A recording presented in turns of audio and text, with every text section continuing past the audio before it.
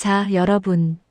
오늘도 정말 혈압주의 하셔야 할 역대급 사연 하나 가져왔습니다. 오늘 이야기의 주인공은요, 그냥 평범한 며느리가 아닙니다. 무려 대형 로펌에서 잔뼈가 굵은 전직 사무장 출신 박지수 씨의 이야기거든요. 때는 2010년대 중반, 한창 부동산 값이 요동치던 그 시절입니다. 배경은 아주 무겁고 차가운 공기가 감도는 장례식장이에요. 지수 씨의 시아버지가 긴 병환 끝에 돌아가시고 장례 이튿날이 밝았습니다. 상주복을 입은 남편 동우 씨는 며칠 밤을 새워 초췌한 모습이고, 지수 씨 역시 조문객 맞이에 음식 수발에 손가락 하나 까딱하기 힘들 정도로 녹초가 된 상태였죠. 그런데 말입니다, 여러분. 사람이 가장 슬퍼해야 할 이 장례식장에서 누군가는 슬픔보다 돈 계산에 먼저 머리를 굴리고 있었습니다.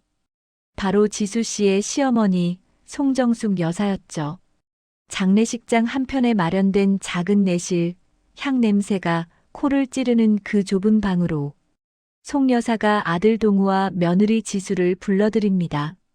밖에서는 조문객들의 웅성거림이 들려오는데 이 방 안은 마치 얼음장처럼 차가운 정적이 흘러요.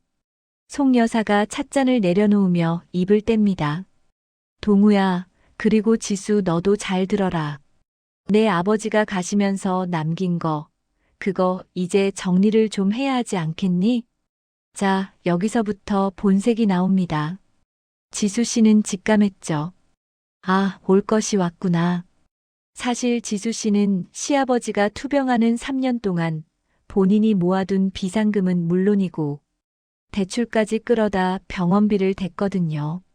로펌 사무장 시절 익힌 꼼꼼함으로 간병인 관리부터 약값 영수증 하나하나까지 다 챙겼던 사람입니다. 그런데 시어머니 입에서 나온 첫마디가 뭔 줄 아세요? 경기도 땅이랑 지금 살고 있는 집, 그리고 남은 현금까지. 그건 다 우리 동우랑 내 형님 명의로 넘기기로 했다. 아들들이 집안의 기둥인데 당연히 그래야지 않겠니? 기가 막히죠? 지수 씨가 그동안 쏟아부은 정성과 돈은 아예 계산기에도 안 넣겠다는 겁니다. 옆에서 듣던 남편 동우 씨가 당황해서 엄마, 그건 좀 아니지. 지수도 그동안 고생 많이 했는데. 라고 기어들어가는 목소리로 말해봅니다. 하지만 송 여사, 눈 하나 깜짝 안 합니다. 오히려 지수 씨를 빤히 쳐다보며 쐐기를 박아버려요. 지수야, 너 서운하게 생각하지 마라. 원래 집안 재산은 씨를 따라가는 법이야. 너는 우리 집안에 들어온 사람이지, 우리 핏줄은 아니잖니? 내가 그동안 병원비 좀 보탠 건 며느리로서 당연한 도리를 한 거고, 그걸 가지고 재산에 욕심을 내면 그건 못 쓰는 법이다. 여러분, 이게 2010년대에 나올 법한 소리입니까? 며느리는 남의 식구다. 재산은 아들들 거다. 이 고리타분하고도 폭력적인 논리가 장례식장에서 터져나온 겁니다. 지수 씨는 순간 머릿속이 하얘지는 게 아니라 오히려 아주 차갑고 투명해지는 걸 느꼈습니다.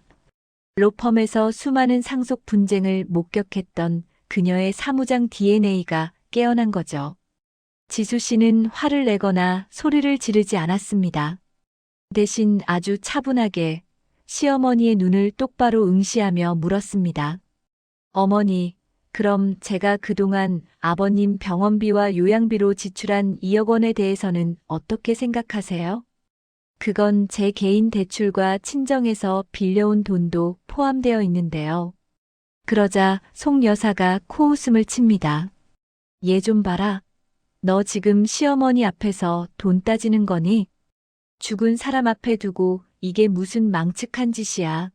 내가 낸 돈. 그거야 내가 좋아서 낸 거지. 누가 내라고 등 떠밀었어? 그리고 내 남편이 나중에 잘 되면 그게 다 내 거 되는 거지. 뭘 그렇게 따지고 들어. 자, 여기서 송 여사가 큰 실수를 한 겁니다. 상대가 누군지 망각한 거죠. 지수 씨는 속으로 생각했습니다. 아, 이분은 대화로 해결될 분이 아니구나. 법과 원칙, 그리고 아주 매운 팩트 폭격만이 답이겠구나. 지수 씨는 살짝 미소를 지었습니다. 그 미소는 항복의 의미가 아니었어요. 전쟁을 선포하는 장수의 여유였죠. 지수 씨가 가방에서 수첩 하나를 꺼내며 말합니다. 어머니, 제가 로펌에서 일할 때 제일 먼저 배운 게 뭔지 아세요? 기록되지 않은 사실은 존재하지 않는다는 거예요. 아버님 병원비 지출 내역, 어머니가 예전에 나중에 다 정산해 주마라고 말씀하셨던 녹취록, 그리고 아버님이 살아생전 저에게 따로 남기신 메모들. 제가 하나도 빠짐없이 다 정리해뒀거든요. 송 여사의 얼굴이 순간 흑빛으로 변합니다. 뭐, 녹취, 너 지금 시애미를 도청이라도 했다는 거야? 이 여우 같은 년이 어디서 그런 못된 걸 배워서. 어머니, 도청이 아니라 방어예요. 부당한 요구로부터 저 자신을 지키는 최소한의 방어선이죠. 아들들에게만 재산을 주시겠다면 그건 어머니의 자유일지도 모릅니다. 하지만 제가 드린 비용에 대한 상환, 그리고 법적으로 보장된 제 남편의 유류분, 그리고 저의 기여분. 이건 법대로 따져봐야 할 문제예요. 장례 끝나고 정식으로 서류 보내드릴게요. 방 안의 공기가 순식간에 역전됐습니다. 송 여사는 부들부들 떨며 남편 동우 씨의 팔을 붙잡았죠. 동우야, 너 저 물건 당장 안 내쫓고 뭐하니? 내 마누라가 지금 이 애미를 고소하겠다잖니. 하지만 이때 늘 어머니 기세에 눌려 살던 동우 씨도 무언가 결심한 듯 지수 씨의 손을 잡습니다. 엄마, 지수 말이 맞아요. 지수 그동안 아빠 위해서 정말 최선을 다했어요. 엄마가 이렇게 무작정 지수 무시하시면 저도 더 이상 지수 편 안 들 수가 없어요. 송 여사는 뒤통수를 세게 엇맞은 표정으로 입을 벌린 채 아무 말도 못했습니다. 지수 씨는 차분하게 옷매무새를 가다듬고 자리에서 일어났습니다. 어머니, 아버님 가시는 길 끝까지 잘 모시고 싶어요. 그러니까 남은 장례 기간 동안은 돈 이야기 꺼내지 마세요. 하지만 장례식장 문 나서는 순간 그때부터는 며느리가 아니라 채권자 박지수로 상대해 드릴게요. 명심하세요, 어머니. 저 법 되게 잘 알아요. 지수 씨는 이 말을 남기고 뒤도 돌아보지 않고 내실을 나갔습니다. 밖으로 나오자 차가운 밤 공기가 느껴졌지만 지수 씨의 마음은 그 어느 때보다 뜨겁고 단단해져 있었죠. 자, 여러분. 이게 끝이 아닙니다. 이건 시작일 뿐이에요. 장례식장에서 터진 이 선전포고가 앞으로 어떤 거대한 소송전으로 번질지, 그리고 탐욕의 눈먼 시어머니가 어떤 법적 심판을 받게 될지 궁금하지 않으신가요? 진정한 사이다는 이제부터 시작입니다. 박지수라는 여자가 어떻게 법의 이름으로 시어머니의 코를 납작하게 해주는지 그 치밀한 반격에 서막이 올랐습니다. 자, 다음 씬으로 넘어가 보시죠. 자, 여러분. 드디어 오늘 이야기의 핵심, 운명의 금고가 열리는 순간입니다. 아까 제가 말씀드렸죠? 우리 주인공 지수 씨, 보통 내기가 아니라고요. 대형 로펌 사무장 출신입니다. 법전 달달 외우는 건 기본이고, 웬만한 변호사들보다 판례 흐름을 더 잘 읽는 실력자였단 말이죠. 그런 지수 씨가 지금 시어머니, 송정숙 여사의 말도 안 되는 유산 몰아주기 공격을 받고 가만히 있었겠습니까? 아니죠. 지수 씨는 지금부터 아주 치밀하게 시어머니의 목줄을 쥘 스모킹건을 찾아 나섭니다. 때는 시아버님이 돌아가시고 딱 일주일째 되던 날이었습니다. 집안 분위기는 그야말로 초상집 그 자체였죠. 아니, 진짜 슬퍼서 초상집이 아니라 그놈의 돈 때문에 형제들끼리 눈치 보느라 공기가 아주 서늘했습니다. 시어머니 송 여사는 거실에서 아이고 우리 불쌍한 아들들, 애비도 없이 이제 어떻게 사나 하면서 곡소리를 내고 있었지만 사실 그건 다 연극이었어요. 지수 씨는 알고 있었거든요. 시어머니의 머릿속에는 이미 어떻게 하면 첫째랑 둘째, 아들한테만 땅을 몰아줄까 하는 계산기 소리가 타닥타닥 들리고 있었다는 걸요. 지수 씨는 조용히 거실을 빠져나와 시아버님이 생전에 가장 아끼시던 서재로 향합니다. 어머님, 저 아버님 유품 정리 좀 도와드릴게요. 이 말 한마디 던지고 문을 딱 걸어 잠그는데, 와, 여러분, 여기서부터 소름이 돋습니다. 지수 씨의 눈빛이 확 변해요. 슬퍼하던 며느리의 눈빛이 아니라 사건 현장에 투입된 베테랑 수사관의 눈빛으로 말이죠. 서재는 2010년대 특유의 그 묵직한 체리색 몰딩과 오래된 종이 냄새가 가득했습니다. 지수 씨는 천천히 벽면을 훑기 시작해요. 사실 지수 씨는 생전에 아버님이 하신 말씀을 기억하고 있었거든요. 지수야, 너는 똑똑하니까 내가 무슨 말을 하는지 알 거다. 사람은 책 속에 답이 있다고 하지만 진짜 답은 책 뒤에 숨어 있는 법이지. 그때는 그냥 하시는 말씀인 줄 알았는데 지금 생각하니 이게 일종의 힌트였던 거예요. 지수 씨는 서가 제일 구석, 아무도 손대지 않아 먼지가 뽀얗게 내려앉은 법학 서적 전집 쪽으로 다가갑니다. 그리고 책들을 하나하나 조심스럽게 밀어보는데, 어라, 특정 구역의 책들이 이상하게 고정된 것처럼 안 움직이는 겁니다. 지수 씨가 숨을 크게 들이마시고 그 책장 전체를 옆으로 힘껏 밀어젖히자 드르륵 하는 소름 끼치는 소리와 함께 벽면이 갈라지며 은색빛을 내뿜는 소형 금고가 나타납니다. 찾았다. 지수 씨의 입가에 찰나의 미소가 스칩니다. 하지만 문제는 비밀번호였어요. 0. 아니죠. 시어머니 생일. 절대 아닐 겁니다. 지수 씨는 침착하게 시아버님의 평소 습관을 떠올려 봅니다. 아버님은 숫자에 엄격하셨고 무엇보다 당신의 원칙을 중요하게 생각하셨죠. 지수 씨는 떨리는 손가락으로 아버님이 가장 아끼시던 손자의 생일도 본인의 결혼 기념일도 아닌 아버님이 처음 변호사 자격증을 따셨던 그 날짜를 입력합니다. 띠리링. 경쾌한 신호음과 함께 금고 문이 무겁게 열립니다. 그 안에는 현금 뭉치 같은 건 없었어요. 대신 낡은 가죽 장부 3권과 외환은행 통장 몇 개, 그리고 서류 뭉치가 가득했죠. 지수 씨가 가장 먼저 집어든 건 가계부라고 적힌 검은색 수첩이었습니다. 그런데 그 내용을 펼쳐본 순간 지수 씨의 눈이 커집니다. 이건 그냥 가계부가 아니었어요. 이게 다 증여 내역이라고. 자, 여기서 대박 반전이 나옵니다. 시어머니 송 여사는 그동안 아버님이 남긴 재산은 이 집 한 채뿐이다. 그러니 아들들이 나눠 가져야 한다라고 주장해 왔거든요. 그런데 이 장부에는 송 여사가 지난 10년간 시아버님 몰래 혹은 시아버님의 명의를 도용해서 첫째 아들과 둘째 아들에게 빼돌린 현금 흐름이 아주 상세하게 적혀 있었던 겁니다. 심지어 세금을 한 푼도 안 내려고 친척들 명의로 차명 계좌를 만든 정황까지요. 지수 씨는 손이 부르르 떨리는 걸 느낍니다. 2010년대 당시에는 지금보다 금융실명제나 증여세 조사가 덜 깐깐했다고는 하지만 이건 명백한 탈세이자 유류분 반환 청구의 핵심 증거였거든요.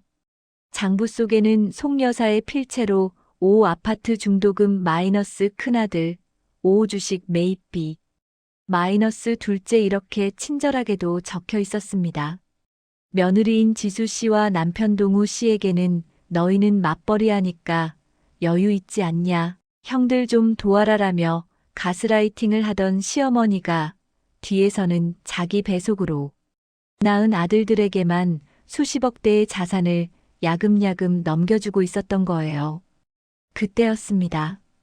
갑자기 복도에서 지수야, 너 안에서 뭐하니? 왜 문을 잠그고 그래? 하는 송 여사의 날카로운 목소리가 들려옵니다. 지수 씨의 심장이 덜컥 내려앉습니다. 발소리가 점점 가까워져요. 뚜벅, 뚜벅. 송 여사는 특유의 그 위압적인 걸음걸이로 서재 문손잡이를 거칠게 돌려댑니다. 지수 씨는 본능적으로 움직였습니다. 스마트폰을 꺼내 장부의 핵심 페이지들을 미친 듯이 촬영하기 시작했어요. 찰칵, 찰칵. 셔터 소리가 심장 박동 소리처럼 크게 들립니다. 지수야, 문 안 열어. 2년이 아버님 돌아가셨다고 이제 심희천도 몰라보고 밖에서 송 여사의 고함이 터져 나오는데 지수 씨는 눈 하나 깜짝 안 합니다. 마지막 페이지까지 다 찍고 나서 장부를 원래 위치에 넣고 금고를 닫은 뒤 책장을 원상복구시키는데 걸린 시간은 단 30초. 지수 씨는 옷매무새를 가다듬고 차분하게 문을 열었습니다. 문이 열리자마자 송 여사가 들이닥치며 지수 씨의 어깨를 밀칩니다. 너 여기서 뭐 했어? 아버님 유품에 손댔니? 송 여사의 눈은 탐욕과 의심으로 번들거리고 있었죠. 지수 씨는 아주 평온한 얼굴로 오히려 살짝 눈물을 글썽이며 말합니다. 어머님, 아버님 냄새가 너무 그리워서 사진첩 좀 보고 있었어요. 아버님이 우리 동우 씨 참 아끼셨는데 남기신 게 집 한 채뿐이라니 마음이 너무 아파서요. 송 여사는 지수 씨의 그 말에 콧방귀를 뀌며 서재 안을 훑어봅니다. 다행히 금고가 있는 책장 쪽은 눈치채지 못한 것 같았죠. 송 여사는 삿대질하며 쏘아붙입니다. 그래, 아는 년이 그래. 그러니까 너희는 이 집 탐낼 생각 말고 형들한테 양보할 서류에나 도장 찍을 준비해. 알았어? 지수 씨는 고개를 숙이며 대답합니다. 네, 어머님. 법대로 정말 법대로 공정하게 처리해야죠. 하지만 여러분, 지수 씨의 고개 숙인 얼굴 아래에는 아주 서늘한 미소가 걸려 있었습니다. 법대로? 그래요, 어머니. 어디 한번 법대로 해보자고요. 어머니가 제일 무서워하시는 그 법으로 제가 아주 탈탈 털어드릴 테니까. 지수 씨는 주머니 속에 있는 스마트폰을 꽉 쥐었습니다.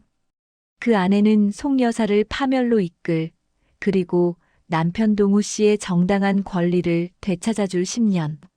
치 비리의 기록이 고스란히 담겨 있었죠. 이제 사냥 준비는 끝났습니다. 평범한 며느리인 줄 알았던 박지수의 화려한 반격, 즉 법의 심판이 시작되려는 찰나였습니다. 자, 이제 이 증거를 가지고 지수 씨가 어떻게 시어머니의 콧대를 꺾어 놓을지 다음 장면에서 본격적으로 펼쳐집니다. 여러분, 채널 고정하세요. 진짜 사이다는 이제부터 시작이니까요. 자, 여러분. 이제부터 진짜 혈압주의보 발령합니다. 오늘 이야기의 하이라이트라고 할 수 있는 제3장 남편의 배신과 치밀한 덫에 대한 이야기를 시작해 볼게요. 여러분, 사람이 제일 무서울 때가 언제인지 아세요? 바로 믿었던 사람이 나를 등지고 가장 비겁한 방식으로 뒤통수를 칠 때입니다. 우리의 주인공 지수 씨, 지금 어떤 상황입니까? 전직 대형 로펌 사무장 출신이죠. 웬만한 법적 분쟁은 눈 감고도 훤히 꿰뚫어보는 베테랑입니다. 그런데 이런 지수 씨를 상대로 시어머니 송정숙 여사가 아주 말도 안 되는 공작을 펼치기 시작해요. 사건의 발단은 이렇습니다. 시어머니 송 여사, 그 특유의 고집 아시죠? 아들놈들 앞길 열어줘야지. 어디 감히 며느리 명의로 된 재산을 지가 꽉 쥐고 있어. 라며 매일같이 아들 동우 씨를 들볶습니다. 송 여사의 목표는 명확했어요. 지수 씨 명의로 되어 있는 아파트와 일부 토지를 자기 뜻대로 처분하거나 아니면 큰아들 동우의 형 쪽으로 돌려놓는 거였죠. 그러려면 뭐가 필요할까요? 네, 바로 인감도장과 인감증명서입니다. 송 여사가 동우 씨를 조용한 카페로 불러내서 아주 가관인 쇼를 합니다. 손수건으로 눈물 짓는 척하면서 말이죠. 동우야, 너까지 엄마 마음 모르면 나는 어떡하니? 내가 그거 뺏어서 뭐 하겠어. 다 너희 형제들 잘 되라고 집안 기틀 잡으려고 그러는 거지. 지수 그 애는 너무 똑똑해서 탈이야. 여자가 너무 앞서가면 집안 망조드는 법이다. 내가 슬쩍 그 도장 좀 가져오너라. 서류만 정리하고 바로 제자리에 갖다 두면 지수도 모를 거야. 응. 여러분, 여기서 동우 씨 반응이 어땠을 것 같으세요? 엄마, 그건 범죄예요. 라고 했을까요? 아니요. 안타깝게도 동우 씨는 전형적인 마마보이 기질이 남아있던 사람이었습니다. 아무리 그래도 지수가 알면 난리 날 텐데. 라면서도 어머니의 서슬 퍼런 압박과 가족을 위한 일이라는 가스라이팅에 결국 고개를 끄덕이고 맙니다. 참 비겁하죠? 자, 그런데 여기서 반전. 우리 지수 씨가 누굽니까? 로펌에서 산전수전 공중전까지 다 겪은 사람이에요. 이미 시어머니의 눈빛, 남편 동우 씨의 불안한 손떨림, 그리고 최근 들어 부쩍 본인의 서재 주변을 서성거리던 동우 씨의 행동을 다 체크하고 있었습니다. 지수 씨는 직감했습니다. 아, 어머니가 결국 동우 씨를 움직였구나. 내 인감을 노리고 있네. 보통 사람 같으면 여기서 남편 붙잡고 싸웠겠죠. 당신 어떻게 이럴 수 있어? 라면서요. 하지만 지수 씨는 급이 다릅니다. 지수 씨는 차분하게 화장대 앞에 앉아 입술에 립밤을 바르며 혼잣말을 합니다. 뭐냐, 가져가 봐. 대신 그 대가는 확실히 치러야 할 거야. 지수 씨는 다음 날 바로 행동에 옮깁니다. 원래 금고에 보관하던 진짜 인감도장은 이미 변호사 사무실 대여 금고에 따로 옮겨놨고요. 대신 원래 도장과 육안으로는 구분이 거의 불가능한 가짜 도장을 하나 새로 팠습니다. 심지어 도장함의 위치, 먼지가 쌓인 각도까지 계산해서 서재 서랍 깊숙한 곳에 딱 비치해뒀죠. 드디어 결전의 날이 왔습니다. 그날 밤 지수 씨는 자는 척 침대에 누워 숨소리를 고르게 냈어요. 잠시 후 문이 끼익 소리를 내며 열립니다. 남편 동우 씨였죠. 지수 씨는 감은 눈 사이로 살짝 보았습니다. 어둠 속에서 식은땀을 뻘뻘 흘리며 서재로 기어들어가는 남편의 뒷모습을요. 동우 씨는 서재 서랍을 뒤지면서도 자기 손이 떨리는 걸 주체하지 못합니다. 속으로 지수야 미안해. 금방 갖다 놓을게라고 빌었을까요? 아니면 엄마 소원 들어주면 집안이 평화로워지겠지라며 합리화를 했을까요? 마침내 도장함을 찾아낸 동우 씨는 그 가짜 도장을 손에 쥐고는 승리자라도 된 양 급하게 방을 빠져나갑니다. 이 모든 과정을 지수 씨는 어둠 속에서 지켜보고 있었습니다. 동우 씨가 나가는 소리가 들리자마자 지수 씨는 침대에서 일어나 앉아 조용히 불을 켰습니다. 그리고는 휴대전화를 들어 누군가에게 메시지를 보냅니다. 김 변호사님 예상대로 움직였습니다. 증거 채집 시작해 주세요.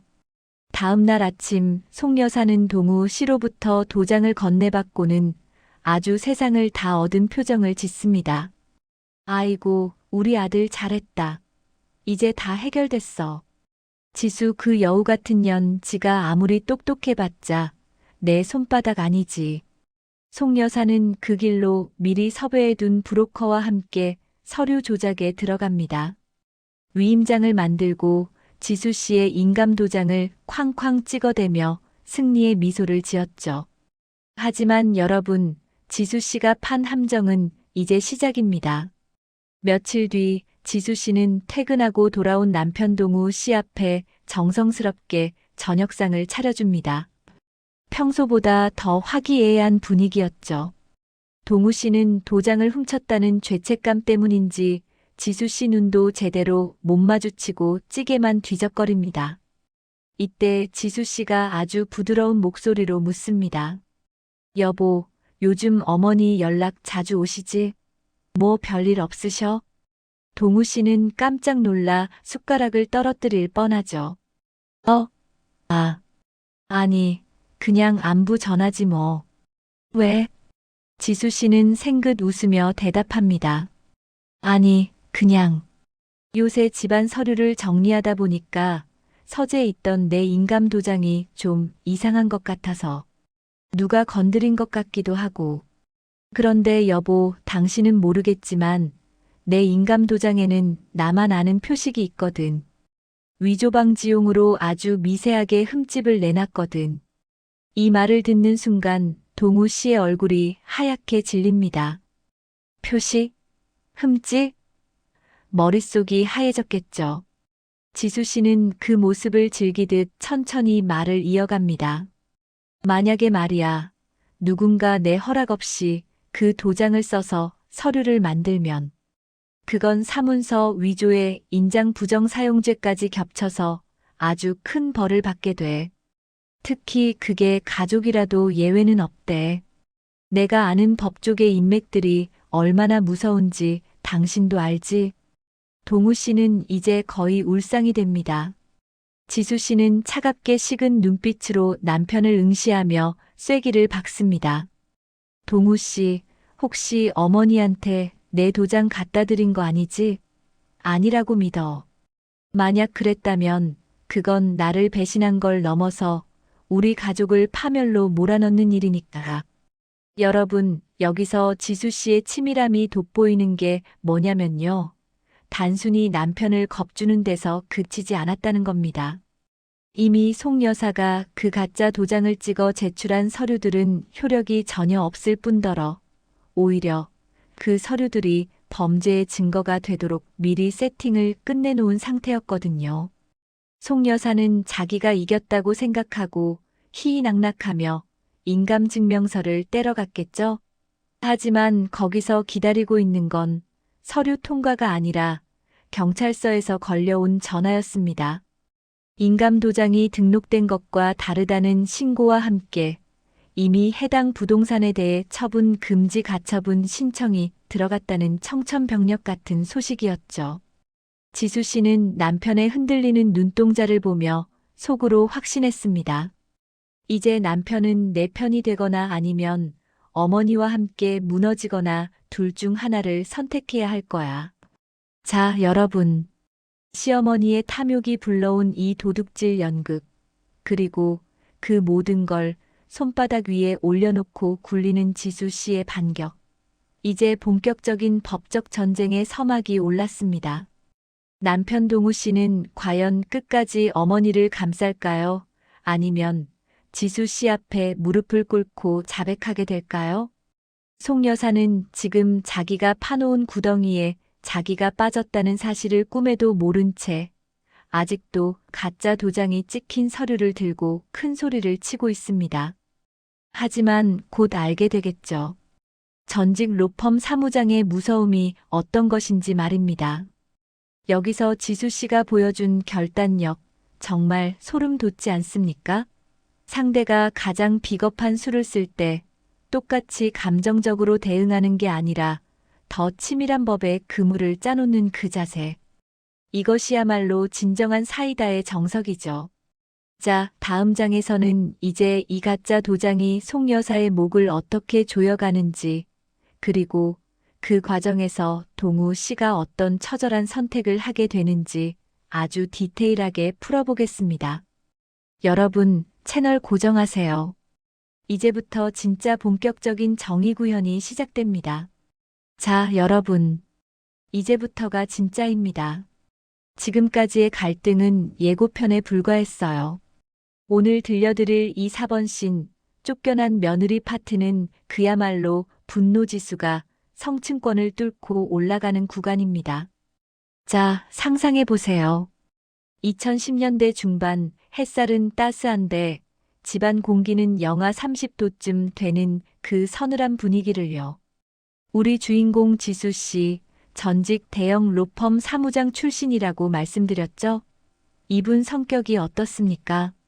아주 차분하고 논리적이고 웬만한 일에는 눈썹 하나 까딱 안 하는 냉미녀 스타일이란 말이죠.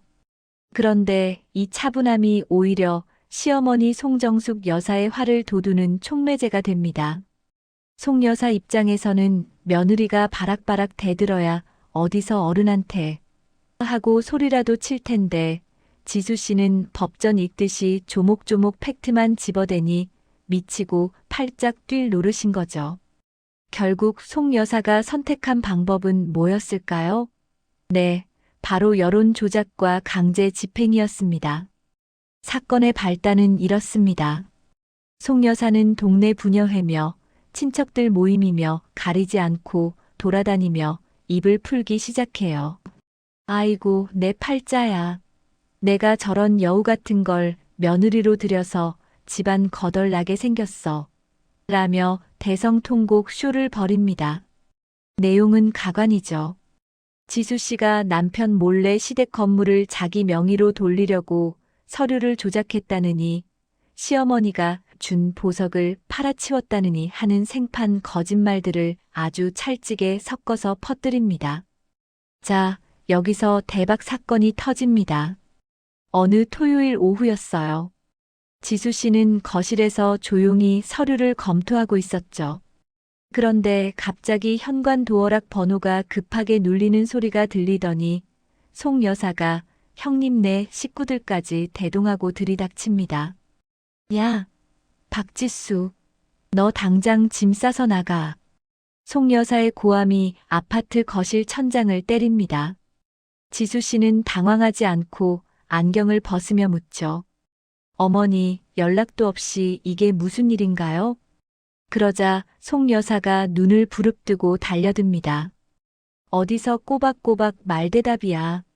내가 우리 동우 꼬셔서 이 집까지 내 걸로 만들려고 했다며? 이 천하의 불효시 같은 년.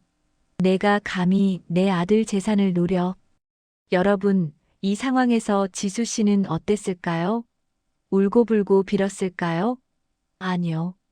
지수 씨는 아주 천천히 휴대폰을 꺼내 녹음 버튼을 누릅니다. 그리고 아주 차분하게 말하죠. 어머니, 지금 하시는 말씀은 명백한 허위사실 유포에 의한 명예훼손입니다. 그리고 주거침입의 소지도 다분하고요. 이 말이 송 여사의 발작 버튼을 제대로 눌러버립니다. 뭐, 그래, 나 법 모른다. 하지만 이 집은 내 아들 집이고 내 아들 집은 곧 내 집이야. 시어머니가 나가라면 나가는 거지. 어디서 법을 들먹여. 송 여사는 그대로 안방으로 돌진합니다. 그러더니 지수 씨의 옷가지들을 닥치는 대로 꺼내 거실 바닥으로 내팽개치기 시작해요. 이것도 내 아들 돈으로 산 거지. 저것도 내 아들이 벌어다 준 거지. 다 놓고 몸만 나가. 명품 가방들이 바닥을 뒹굴고 지수 씨가 아끼던 책들이 찢어지는 소리가 거실을 가득 채웁니다. 자, 여기서 우리는 송 여사의 그 탐욕스러운 표정을 주목해야 합니다. 단순히 며느리가 미워서 이러는 게 아니거든요. 지수를 쫓아내고 나면 그 빈자리에 자기 입맛에 맞는 말 잘 듣는 새 며느리를 앉히거나 아니면 이 아파트를 팔아서 큰아들 사업 자금을 대줄 속셈이었던 거죠. 그 노욕이 가득 담긴 눈빛, 상상이 가십니까? 지수 씨는 그 아수라장 속에서도 흐트러짐 없이 서 있었습니다. 하지만 속으로는 피눈물을 흘리고 있었죠. 3년을 함께 산 남편 동우 씨는 어디 있었냐고요? 베란다 구석에서 벌벌 떨며 어머니 눈치만 보고 있었습니다. 엄마, 일단 좀 진정해. 지수야, 너도 사과드리고. 이런 힘 빠지는 소리나 하면서 말이죠. 결국 송 여사는 지수 씨의 팔목을 억지로 잡아 끌어 현관 밖으로 밀쳐버립니다. 다시는 이 집 발 들릴 생각 마라. 이혼 서류는 우리가 보낼 테니까 도장이나 찍어. 철커덕. 현관문이 닫히는 소리가 복도에 공허하게 울려 퍼집니다. 복도에는 지수 씨의 찢어진 옷 몇 벌과 구두 한 짝이 덩그러니 남겨졌죠. 지나가던 이웃 주민들이 수군거리며 지수 씨를 쳐다봅니다. 시어머니가 퍼뜨린 소문 때문에 이미 지수 씨는 동네에서 재산 노리는 독한 며느리가 되어 있었거든요. 여러분, 보통 사람 같으면 여기서 주저앉아 울었을 겁니다. 하지만 우리 박지수 씨가 누구입니까? 대형 로펌 사무장 출신이잖아요. 지수 씨는 흐트러진 머리를 손으로 한번 쓸어 넘깁니다. 그리고 바닥에 떨어진 구두를 천천히 신죠. 그녀의 눈빛은 슬픔이 아니라 차가운 확신으로 빛나고 있었습니다. 지수 씨는 가방 안에서 보조 배터리를 꺼내 휴대폰에 연결합니다. 녹음은 여전히 진행 중이었고 방금 송 여사가 저지른 모든 폭언과 폭행, 강제 퇴거의 증거가 고스란히 담겨 있었죠. 어머니, 방금 결정하셨네요. 법대로 하자는 거. 지수 씨는 혼잣말로 나지막이 내뱉습니다. 이건 단순한 고부 갈등의 끝이 아닙니다. 법과 원칙을 무시하고 탐욕으로 무장한 구시대의 권력, 송 여사에 대한 대대적인 반격의 서막이었던 거죠. 자, 지수 씨는 이제 어디로 갈까요? 친정? 아니요. 그녀가 향한 곳은 자신이 잘 아는 형사 전문 변호사의 사무실이었습니다. 지금 바로 고소장 작성하겠습니다. 주거침입, 폭행, 그리고 명예훼손까지 하나도 빠짐없이요. 송 여사는 아마 지금쯤 집 안에서 승전보를 울리며 아들에게 이제 속이 다 시원하다 라며 웃고 있겠죠? 하지만 그 웃음이 얼마나 갈까요? 지수 씨가 준비한 법적 공방은 이제 시작일 뿐입니다. 여러분, 이 씬의 마지막 장면을 기억해 주세요. 텅 빈 복도, 홀로 서 있는 지수 씨의 뒷모습. 하지만 그 어깨는 전혀 처져 있지 않았습니다. 오히려 아주 단단하고 견고해 보였죠. 참는 건 여기까지입니다. 라는 그녀의 무언의 선언이 들리는 듯한 그 뒷모습 말입니다. 자, 이제 폭풍우가 몰아칠 준비가 끝났습니다. 송 여사가 꿈에도 생각지 못한 법의 심판대, 그 앞에서 어떤 표정을 지을지 벌써부터 기대되지 않으십니까? 이어지는 다음 챕터에서 이 화끈한 반격의 전말을 계속해서 들려드리겠습니다. 잠시만 기다려주세요. 자, 여러분. 이제부터가 진짜입니다. 지금까지 시어머니 송정숙 여사의 그 말도 안 되는 갑질과 가스라이팅에 가슴이 답답하셨던 분들, 지금부터 채널 고정하고 집중하세요. 우리 지수 씨가 어떤 사람입니까? 그냥 참기만 하는 고구마 여주인공? 아니죠. 그녀는 대한민국에서 내로라 하는 대형 로펌에서 산전수전 공중전까지 다 겪은 베테랑 사무장 출신입니다. 법전의 자구 하나하나가 어떻게 사람을 살리고 죽이는지 누구보다 잘 아는 사람이라는 거죠. 시어머니 송정숙 여사는 지수 씨를 너무 우습게 봤어요. 내가 감히 내 아들 덕에 호강하고 살면서 어디서 돈 욕심을 내? 라며 소리를 질렀을 때 지수 씨는 속으로 차갑게 웃고 있었습니다. 왜냐고요?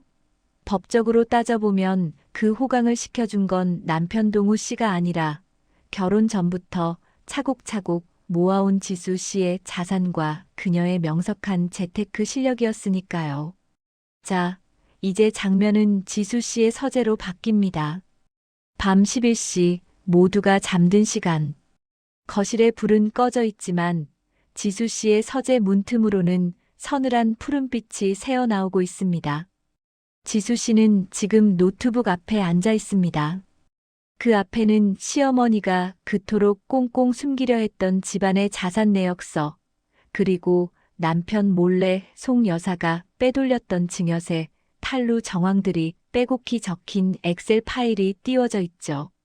지수 씨가 마우스를 딸깍거리며 중얼거립니다. 어머니, 법은 눈물이 없어요. 인정을 호소하기엔 너무 멀리 오셨네요. 여러분, 여기서 소름 돋는 포인트 하나 짚고 넘어갈게요. 지수 씨가 준비하는 건 단순한 이혼 소송이 아닙니다. 바로 유류분 반환 청구 소송, 그리고 더 무시무시한 조세 포탈 제보입니다. 송정숙 여사는 첫째 아들과 둘째 아들에게만 건물을 물려주기 위해 지수 씨 남편인 막내 동우 씨 몫의 유산을 야금야금 깎아먹었죠. 심지어 그 과정에서 증여세를 아끼려고 지인 명의의 차명 계좌까지 동원했습니다. 지수 씨는 사무장 시절의 인맥을 총동원해서 그 차명 계좌의 흐름을 이미 다 파악해둔 상태였어요. 자, 보자. 2014년 5월 강남 빌딩 매각 대금 중 일부가 이모님 계좌로 들어갔다가 다시 시어머니 비자금 통장으로 꽂혔네. 이건 빼박이죠. 지수 씨의 눈빛이 날카롭게 빛납니다. 마치 먹잇감을 노리는 매처럼 말이죠. 그런데 여기서 반전. 남편 동우 씨가 갑자기 문을 열고 들어옵니다. 지수 씨는 당황하지 않아요. 오히려 담담하게 노트북 화면을 보여줍니다. 동우 씨, 이제 선택해. 당신 어머니가 당신을 어떻게 속이고 있었는지, 그리고 내가 이걸 어떻게 터뜨릴 건지. 동우 씨는 충격에 휩싸입니다. 자기가 효도한다고 믿었던 그 모든 순간이 실은 어머니의 철저한 계산 아래 이루어진 팽이었다는 걸 알게 된 거죠. 지수 씨는 남편의 흔들리는 눈동자를 똑바로 응시하며 말합니다. 어머니는 당신을 아들이 아니라 형들의 자산을 불려주기 위한 관리인 정도로 생각하셨어. 그게 당신이 평생을 바친 효도의 대가야. 억울하지 않아? 이때 지수 씨의 표정, 정말 압권입니다. 분노에 차서 소리를 지르는 게 아니에요. 아주 차분하고 그래서 더 무서운 목소리로 한자 한자 내뱉습니다. 나는 내 권리를 찾을 거야. 그리고 당신 권리도 찾아줄게. 대신 당신은 증인이 되어줘야 해. 어머니의 그 화려한 거짓말을 깨부술 유일한 증인. 여러분, 여기서 지수 씨가 작성하고 있는 서류의 제목이 화면에 크게 잡힙니다. 탈세 및 부동산 실권리자, 명예 등기에 관한 법률 위반 제보서. 이건 그냥 집안 싸움이 아니에요. 국가 권력을 빌려 시어머니의 숨통을 조이겠다는 선전포고인 겁니다. 지수 씨는 알고 있었습니다. 송정숙 여사가 가장 무서워하는 건 돈도 아들도 아니라는 걸요. 바로 자신의 체면과 사회적 지위죠.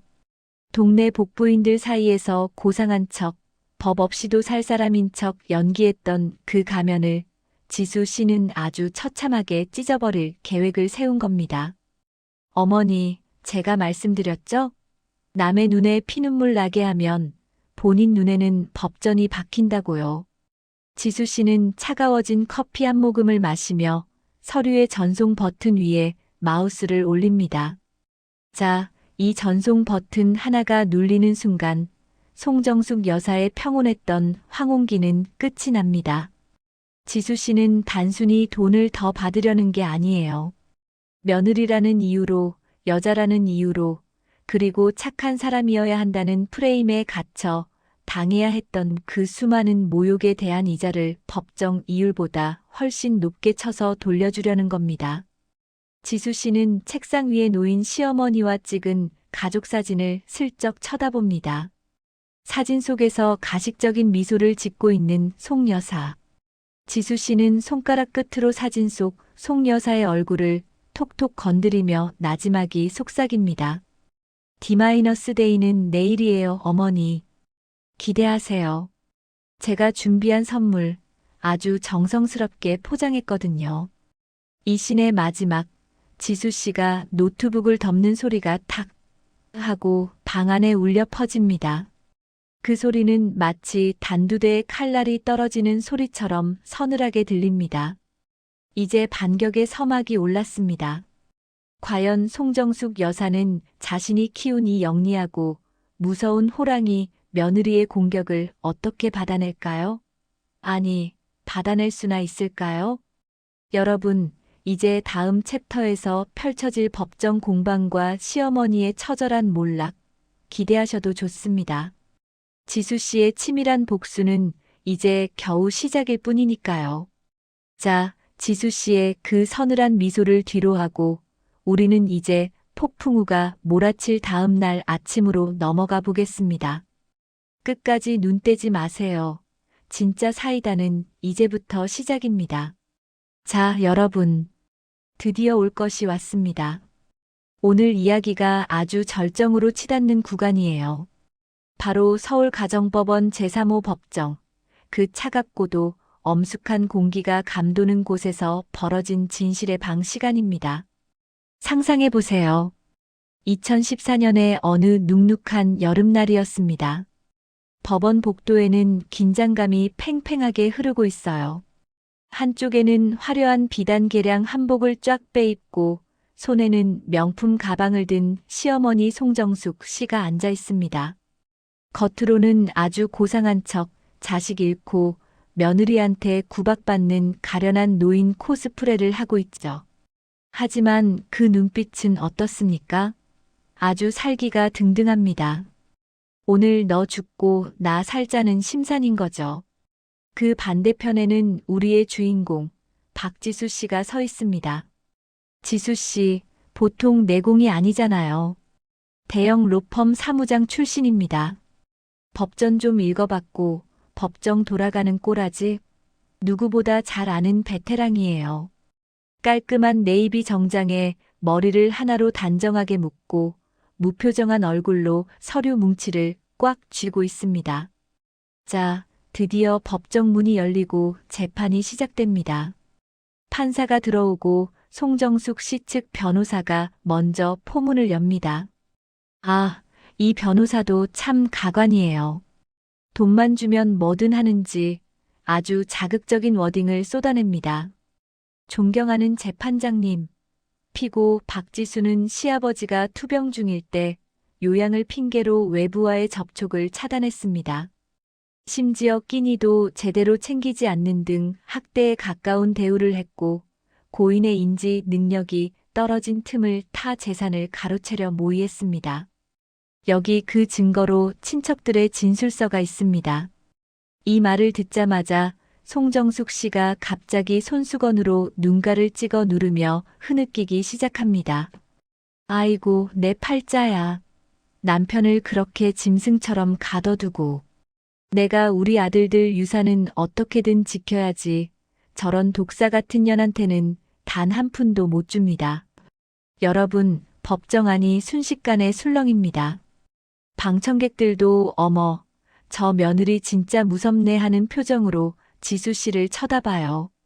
하지만 지수 씨, 눈 하나 깜빡 안 합니다. 오히려 입가에 아주 미세한, 정말 찰나의 냉소적인 미소가 스쳐 지나갑니다. 왜냐? 다 예상한 시나리오거든요. 이제 지수 씨가 직접 발언권을 얻습니다. 지수 씨는 변호사를 대동하긴 했지만 중요한 순간에는 본인이 직접 마이크를 잡습니다. 그 목소리가 얼마나 차분하고 단단한지 법정 전체가 순식간에 조용해집니다. 시아버님을 학대했다고요?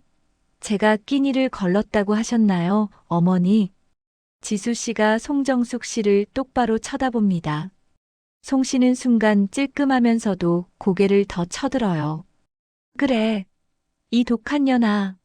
내가 우리 영감 죽기 전에 밥이나 제대로 줬어? 맨날 죽만 주고 고기 한 점 안 줬잖아. 지수 씨가 서류 가방에서 작은 USB 하나를 꺼냅니다. 재판장님, 증거 조사를 요청합니다. 이 안에는 고 김만석 씨, 즉 제 시아버님이 돌아가시기 일주일 전 제게 직접 남기신 음성 파일이 들어 있습니다. 이 순간 송정숙 씨의 안색이 싹 변합니다. 음성 파일? 그런 게 있을 리가 없는데? 하는 당혹감이 눈동자에 스칩니다. 판사가 허가하자 법정 스피커를 통해 지직거리는 잡음과 함께 고인의 목소리가 흘러나오기 시작합니다. 녹음 소리 지수야. 내 며느리 지수야. 너 고생 많은 거 내가 다 안다.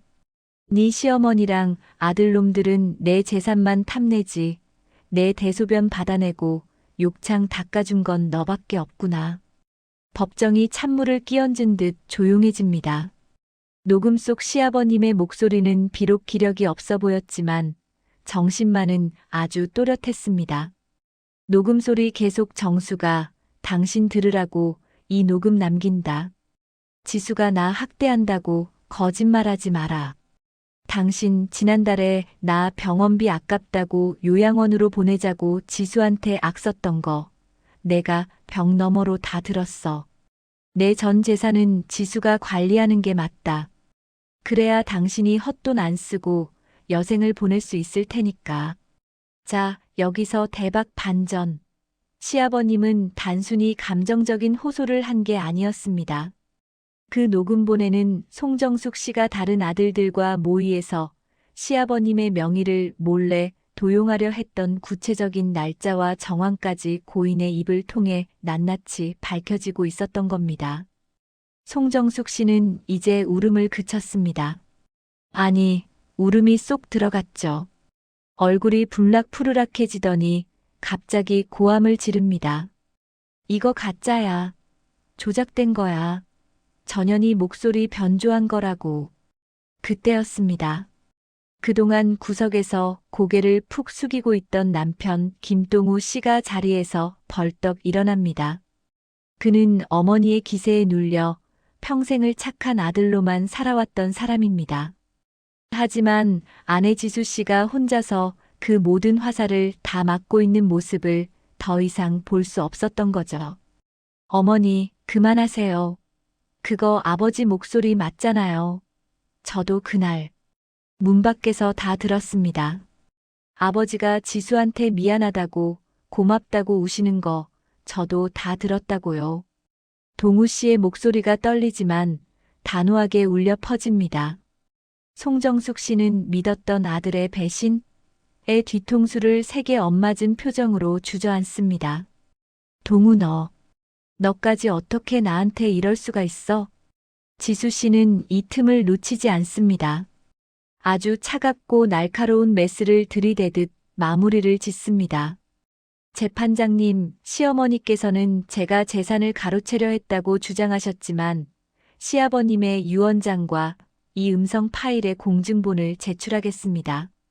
또한 시어머니가 제 허락 없이 고인의 인감도장을 반출하려 했던 CCTV 영상도 추가 증거로 제출합니다. 여러분, 이게 바로 사무장 출신의 무서움입니다. 지수 씨는 단순히 방어만 한 게 아니에요. 시어머니가 공격해올 모든 경로에 이미 덫을 다 놓아두었던 겁니다. 판사는 엄숙한 표정으로 서류를 검토합니다. 송정숙 씨 측 변호사는 이미 승산이 없다는 걸 깨달았는지 헛기침을 하며 시선을 피합니다. 송 씨는 입을 뻥긋거렸지만 이미 법정 안의 분위기는 완전히 뒤집혔습니다. 정의구현의 서막이 열린 거죠. 지수 씨는 마지막으로 시어머니를 차분하게 응시합니다. 그 눈빛에는 분노도 원망도 없었습니다. 그저 무지의 탐욕에 갇힌 한 인간에 대한 연민, 그리고 이제는 끝내야겠다는 확고한 의지만이 읽힐 뿐이었죠.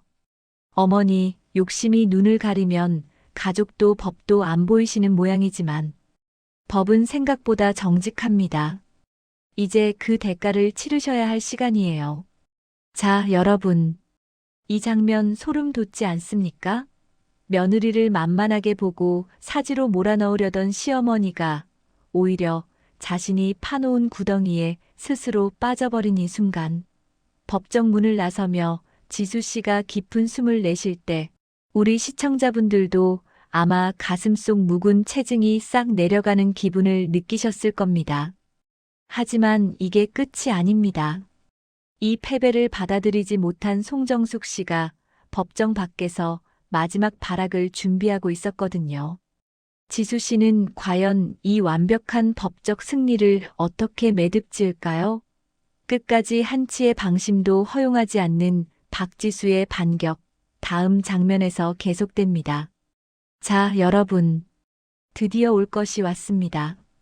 오늘 이야기의 하이라이트, 아니, 대한민국 모든 며느리들의 가슴 속에 묵혀뒀던 체증을 단번에 내려보낼 그 운명의 시간이 찾아왔습니다. 이름하여 무너지는 왕국, 지금 바로 시작합니다. 법정 안의 공기는 마치 얼음장처럼 차가웠습니다. 우리 주인공 지수 씨 역시 대형 로펌 사무장 출신답게 아주 꼿꼿한 자세로 앉아 있었죠. 반면 그 기세등등하던 시어머니 송정숙 씨는 어땠을까요? 설마 판사가 내 아들 돈을 뺏겠어? 하는 근거 없는 자신감으로 콧대를 높이고 있었습니다. 하지만 여러분, 법은 감정보다 증거를 믿는 법이죠. 재판장이 판결문을 읽기 시작합니다. 피고 송정숙은 원고들에게 부당하게 가로챈 유산 분할분을 반환하고, 자, 여기서부터 송정숙 씨의 얼굴색이 변하기 시작합니다. 처음에는 당황해서 이게 아닌데? 하더니 판결이 지수 씨의 완승으로 끝나자마자 법정은 아수라장이 됩니다.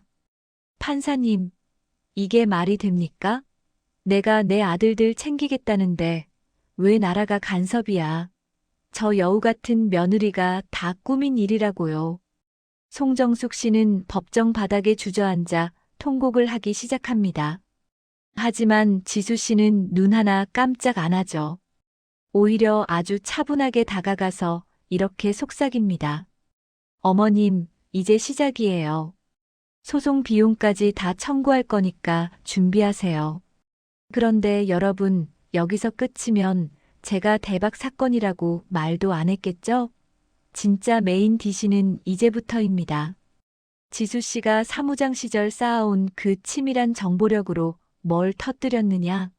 바로 송정숙 씨가 평생 동안 아들들 명의로 빼돌렸던 차명 계좌와 증여세 포탈 증거들을 국세청에 싹 다 넘겨버린 겁니다. 며칠 뒤 송정숙 씨의 그 으리으리한 거실에 검은 양복을 입은 사람들이 들이닥칩니다. 세무조사 통지서와 함께 검찰 수사가 시작된 거죠. 자기가 평생 쌓아 올린 돈의 왕국이 모래성처럼 무너지는 순간이었습니다. 결국 사태의 심각성을 깨달은 송정숙 씨, 어떻게 했을까요? 그 자존심 강하던 할머니가 한밤중에 지수 씨 집 앞으로 찾아옵니다. 옛날처럼 당당하게 배를 누르는 게 아니라 아주 조심스럽게 거의 구걸하듯이 서성이다가 지수 씨가 나오자마자 덥석 손을 잡습니다. 지수야, 내가 눈이 멀었었다. 내가 우리 집 복덩이인데 내가 몰라보고. 이거 좀 어떻게 안 되겠니? 응, 국세청에 말 좀 잘해줘. 너 아는 사람 많잖아. 자, 여러분.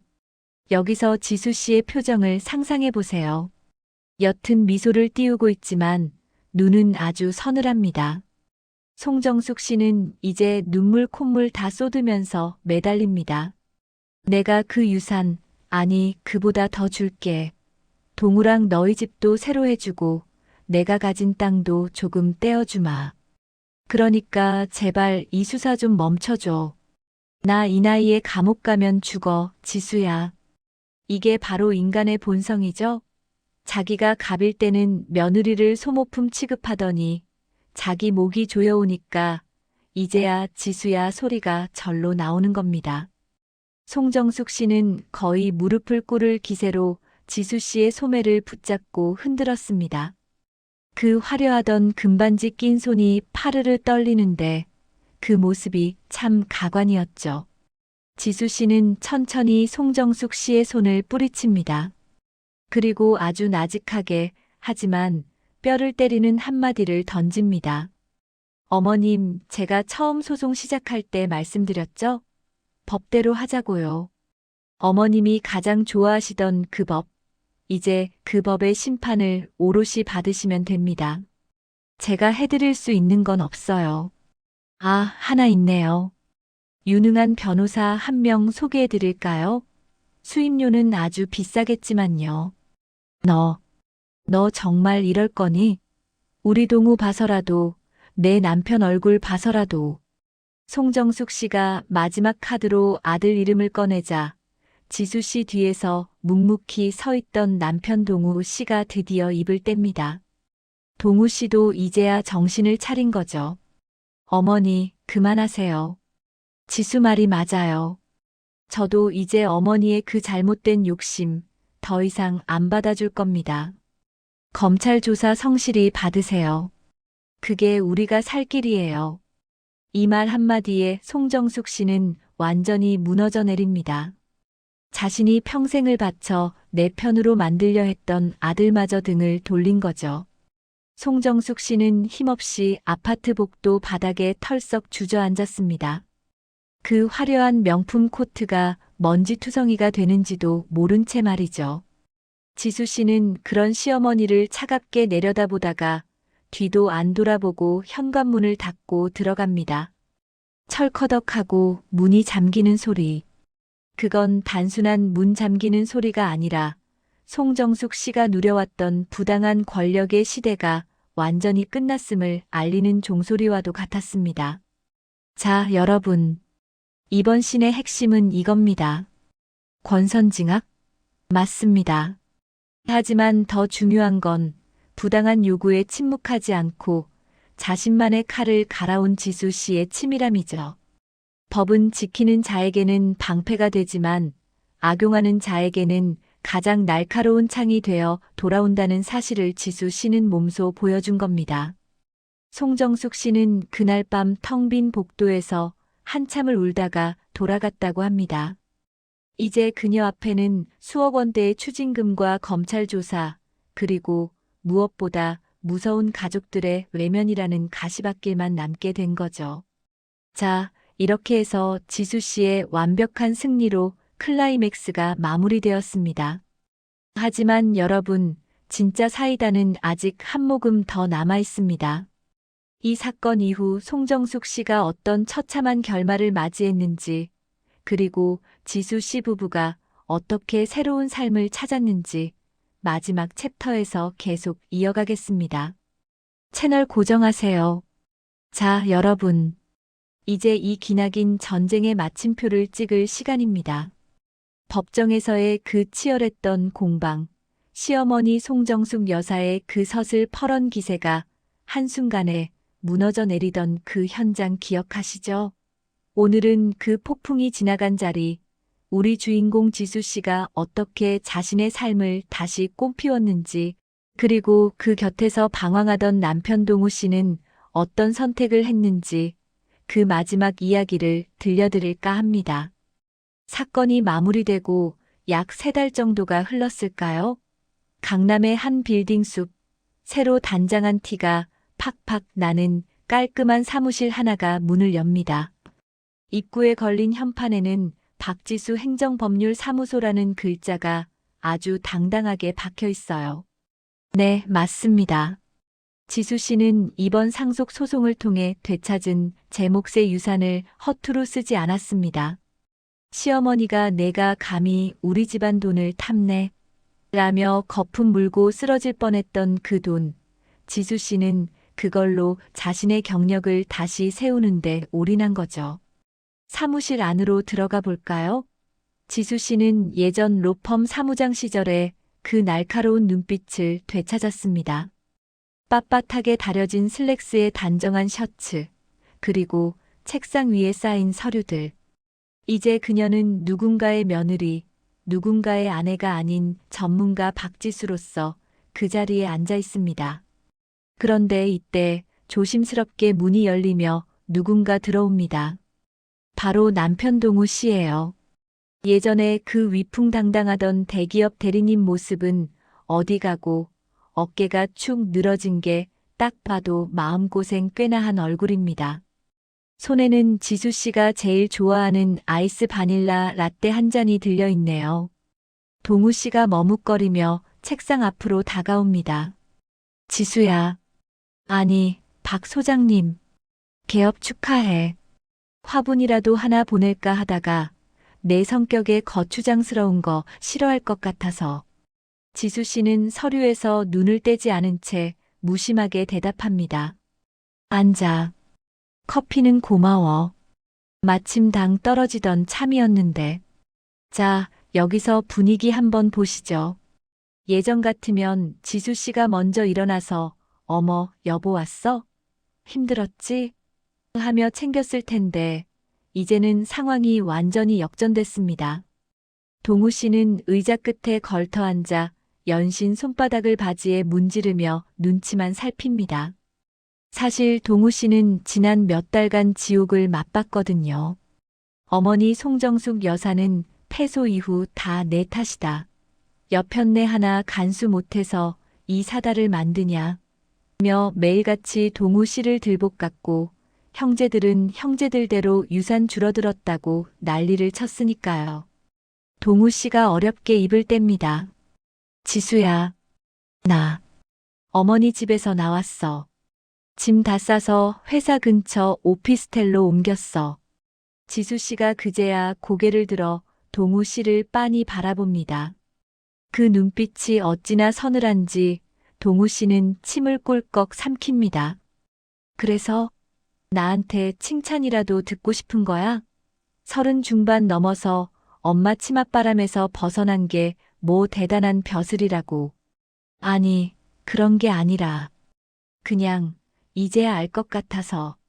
내가 그동안 얼마나 외로운 싸움을 해왔는지, 내가 효도라는 미명 아래 너를 얼마나 벼랑 끝으로 밀어넣었는지, 법정에서 너희 변호사가 제출한 그 녹취록들, 어머니가 너한테 퍼부었던 독설들, 그거 다시 들으면서 나 정말 죽고 싶었어. 내가 사랑한다고 했던 여자가 그런 대접을 받는 동안 나는 엄마가 좀 세서 그래. 내가 참아라는 말로 방관만 했잖아. 동우 씨의 목소리가 떨리기 시작합니다. 자, 여러분, 이게 바로 후폭풍이라는 겁니다. 있을 때 잘하라는 말이 괜히 있는 게 아니죠. 동우 씨는 이제야 지수 씨가 겪었던 수모와 고통의 무게를 실감한 겁니다. 지수야, 나 정말 많이 후회해. 어머니가 법원에서 소리 지르며 너한테 달려들 때 내가 내 앞을 막아섰어야 했는데 그때도 나는 어머니 눈치만 보고 있었어. 미안하다는 말로 다 씻기지 않겠지만 정말 진심으로 사과하고 싶어. 그리고 내가 받은 상속분, 그거 내가 피땀 흘려 지켜낸 거잖아. 우리 집안 사람들이 손끝 하나 못 대게 내가 다 차단했어. 앞으로도 그럴 거고. 지수 씨는 잠시 침묵합니다. 창밖으로 보이는 서울의 스카이라인을 응시하던 그녀가 천천히 입을 엽니다. 동우 씨, 내가 이 소송을 끝까지 밀어붙인 게 단순히 돈 때문이라고 생각해? 아니, 나는 내 존엄을 되찾고 싶었어. 너는 우리 집안에 들어왔으니 우리 법을 따라야 한다는 그 비상식적인 폭력에 맞서서 나라는 사람이 존재한다는 걸 증명하고 싶었다고. 당신 어머니, 지금도 본인이 뭘 잘못했는지 모르실 거야. 평생 그렇게 살아오셨으니까. 그녀의 목소리는 차분하지만 단호했습니다. 동우 씨가 집을 나온 건 잘한 일이야. 하지만 그게 우리 관계의 회복을 의미하진 않아. 나는 이제 누구의 희생도, 누구의 양보도 필요 없는 내 인생을 살 거거든. 당신이 정말 나한테 미안하다면 다시는 내 앞길에 당신 가족들의 그림자가 드리우지 않게 해줘. 그게 당신이 할 수 있는 유일한 사죄야.